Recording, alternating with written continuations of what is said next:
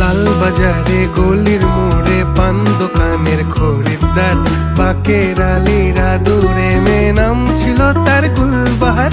লাল বাজারে গলির মোড়ে পান দোকানের খরিদ্দার, বাকের আলীরা দূরে মেয়ে নাম ছিল তার গুলবাহার।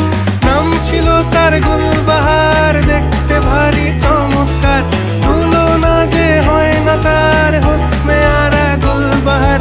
বাকের আলীরা দূরে মেয়ে নাম ছিল তার গুলবাহার।